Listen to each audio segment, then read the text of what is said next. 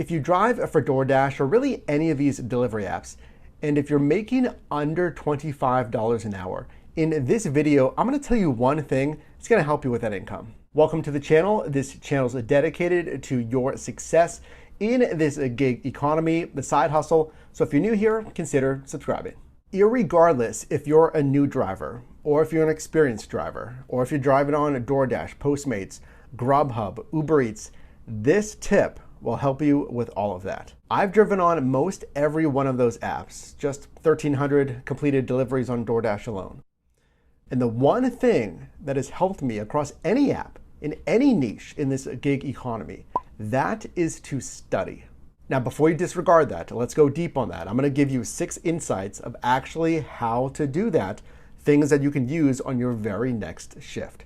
My goal for you is to get $20 an hour, $25 an hour, 30 plus during the busiest times, capturing bonuses and knowing when to drive, even when there's not bonuses, to still maximize your revenue, to be in the top 15% of driver earners. And my goal is for you also to be prepared when you're on the road, so check out that Amazon storefront linked down below. It has the very best accessories for any niche in this side hustle.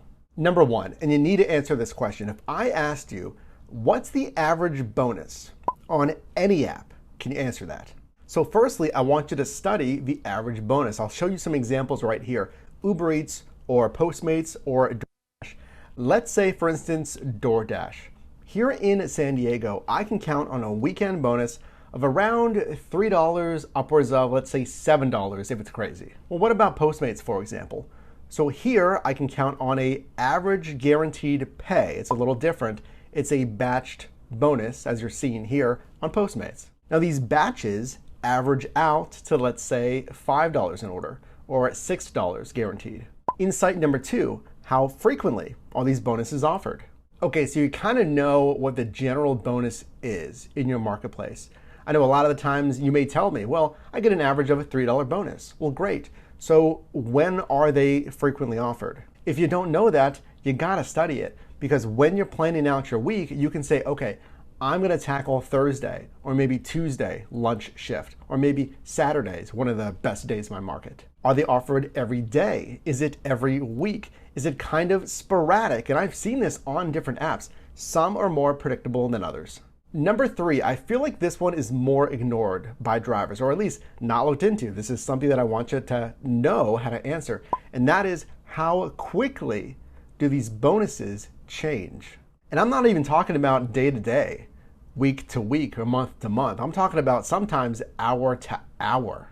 So with these bonus screens on Uber Eats, they basically change in almost real time. It's a little bit delayed, but when you're driving on Uber Eats, those bonuses are based on real-time data. So you need to know, okay, well, 11 a.m. until 1 p.m. is my lunch shift, right? Or maybe 4 p.m. until 8 p.m. is my dinner shift. Now go even deeper in those shifts. Okay, well, it's a $2 zone right now on Uber Eats. And this is specific to Uber Eats because the other platforms have more predictable bonuses. So if we lean in to Uber Eats, well, how long can I rely on that $2 bonus? Can I take this order? Or do I feel like the bonus is gonna go up? Or should I definitely take this order because I know that that bonus will most likely go away soon? So now for insight number 4, let's go back to DoorDash and Postmates a little bit. And this does apply to Uber Eats as well to a degree. So what are the best days and or the best marketplaces in your market? I don't want you to fall into the same old, the routine. This is something that kind of I fell into really when I was more new with a DoorDash, but I learned a valuable insight when I got out of that routine. Let me explain what I mean. So when you're scheduling shifts, let's say on DoorDash, because you can schedule out 5 or 6 days in advance, and you can see on the promo tab, okay, well, again, 11 a.m. to 1 p.m. or 4 to 8 p.m., those are my bonus times. But once you start driving different market segments, you'll learn that, hey, these markets perform differently. And my data has shown this to be true. I encourage you to watch some of the ride-alongs here where I show you the real-time numbers after these shifts. that, okay, maybe a $6 bonus seems good on paper, but it doesn't equate to more dollars per hour. And or if I sign up in this marketplace, okay, I know that they have a stretch of restaurants which does really well. And the miles are typically very low in this marketplace. I like scheduling shifts in that marketplace. Versus if I sign up in this marketplace, let's say Pacific Beach is the one that I'm thinking of here in San Diego. Well, I know that, yeah, it's super dense. There's tons of clustered apartments, condos, and restaurants, but basically for the whole marketplace, parking is a pain. So I don't want to circle blocks and blocks looking for parking. That's one of the reasons why I don't really encourage delivering downtown. Let me know if you agree. So you need to get out of the comfort zone. If you're driving for DoorDash especially, try scheduling in different marketplaces and see how they work for you, because there may be better money in a different marketplace. So insight number 5 in this whole studying thing of how to make, ideally, $25+ an hour. And that is to understand who tips more. Now I have a video, DoorDash versus Postmates customers, that is, just based on my driving data of who tips more. But I want you to look into this. And it's not just based on app. Now that's, again, part of this studying, this research, we can say, is looking at different apps. But going back to our last point about marketplaces, research marketplace tipping. I'm sure you can understand that perhaps some areas in your marketplace tip better than others. But I don't know, I'm not in your marketplace. So this is where you need to take control. You need to study. So if you're gonna be out there, you're maximizing your earnings. And lastly, I briefly mentioned this in my studying. That's to look at the actual data.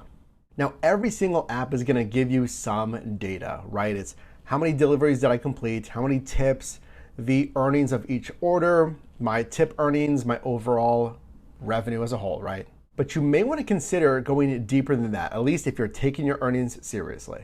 Going over the actual data, we can see an example here that I set up just in the numbers spreadsheet. You can use an Excel spreadsheet and maybe set up something like this to go over. This is nice to see in one kind of macro top-down view shot of where my trends are going. We can see here, what marketplace am I driving in? Maybe you can sort this by different marketplace.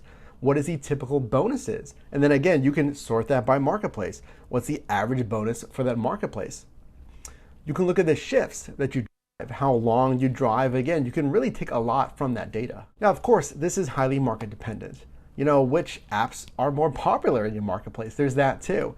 What are the bonuses? Maybe one of these apps is trying to compete or win market share from the other one in your marketplace. So you may see better promos. But if you're not making the kind of money you want, I encourage you to study, to look at these insights, answer these questions, really do a deep dive, because to be frank, 99% of drivers, they're not doing this. And I feel like that's why there's a higher turnover in this gig economy, because you kind of drive, you try it, and then you say, I tried that thing, it wasn't really worth it.